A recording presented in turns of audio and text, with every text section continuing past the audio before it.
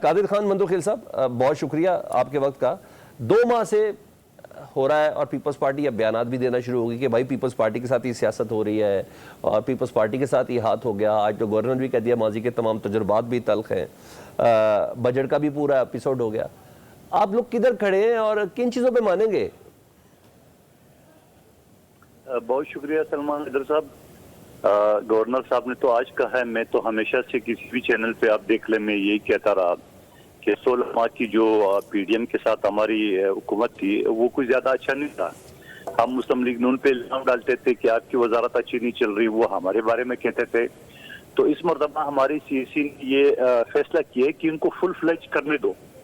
اب میں آپ کو چھوٹی مثال دوں، کامران مرزا صاحب سمجھتے ہیں یا اویس صاحب وکیل ہے، جب بھی ہماری حکومت بنی تو جتنے بھی ایڈوکیٹ جنرل سرکاری وکیل سارے نون لکھے، جتنے بھی ٹریبونل کے چیئرمین سارے نون لکھے. تو میں نے پارٹی کے اندر کہا کہ یہ کیا ہے، سارے سب کچھ ان کو دے رہے تو ہم کس بات کے احتیاطی ہے.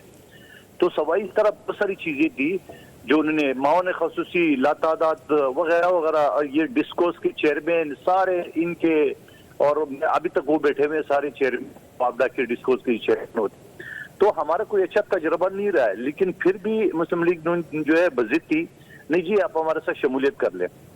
اب ہم یہ کہتے ہیں کہ آپ نے پنجاب میں ہمارے ساتھ کیا کیا ہے. جو بھی ہمارے ایم پی اے کے جو ایریا ہے، ہمارے ایم پی اے جو ہے نا، وہاں جو بیوروکریسی ہمارے خلاف تھی وہ آپ نے ادھر اپوائنٹ کر لیے، پوسٹنگ کر لیے. تو آپ ہمارے اتحادی ہے یا ہماری مخالف ہے، مطلب کر رہے ہیں. تو پنجاب کی عمران ہے قومی صوبہ شروع دن سے تھے. اور اچھا یہ تو ایک پرنسپل سٹانس ہے نا سر قادر مندوخیل صاحب، کسی بھی سی ایم کا انہوں نے اپنے ایم پی ایس کو بھی کہا ہے میرے سامنے پولیٹیکل آپ نے پوسٹنگ ٹرانسفر کے لیے نہیں آنا، میرے سامنے آپ لوگوں نے پولیٹیکل بیوروکریسی کی سیٹلمنٹ کے لیے آنا.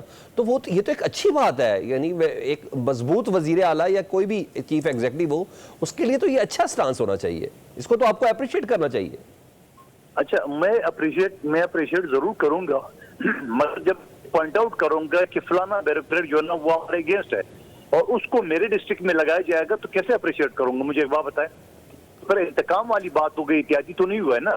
آپ کی بات اپنی جگہ پہ بجا ہے، ہم مداخلت نہیں کریں گے، مگر ہر افسر تو ہم نہیں کریں گے. اسپیسیفکلی کسی کا ہم نام بتائیں گے کہ یہ آفیسر جو ہے نا وہ ہمارے اگینسٹ ہے، آپ وہی میرے ڈسٹرکٹ میں میرے حلقے میں لگائیں گے تو پھر اس کا مطلب کیا میں سمجھو. یہ باتیں ساری. دوسری بات یہ کہ جو آج وزیر اعظم صاحب نے بدقسمت قوم سے خطاب کی ہے، ہاں جی، وہ 100 دن کا خطاب کیا تھا؟ آواز آ رہی ہے؟ جی 100 دن کا خطاب کیا انہوں نے. ہاں تو مجھے یہ سمجھ میں نہیں ہے کہ وہ خطاب جو ہے نا وہ قوم کو خوشخبری دینے کے لیے ہے یا قوم کو مزید ڈرانے کے لیے کہ میں اگلا 1.5 مہینے میں وہ فیصلے کروں گا جو سخت ہوں گے.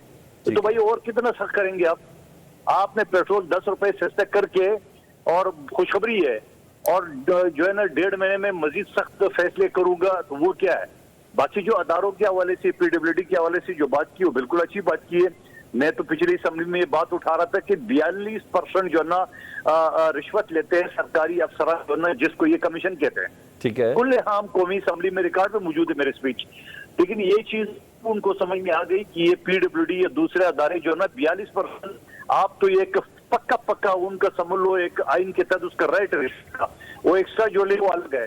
تو وہ وزیر اعظم صاحب نے بات کی اگر 100 ارب پی ڈبلیو ڈی کے پاس ہے تو 50 ارب رشوت قیمت میں چلے جاتا ہے. تو اس طرح جو ہے نا اداروں کو بالکل ہم بار بار یہ کہتے ہیں. ایک اور بات جو شانہ خرچے، بالکل ہم کہتے ہیں شانہ خرچے. آپ کبھی زندگی میں وزیر اعظم ہاؤس گئے ہو؟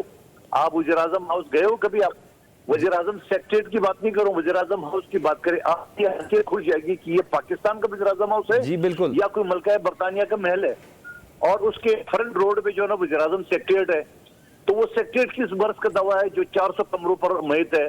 ایک بات الگ ہے جو عمران خان صاحب نے اسی وزیر اعظم کو یونیورسٹی بنانا تھا، گورنر ہاؤس کی دیواریں گرانا تھی، وہ ایک الگ چیز ہے.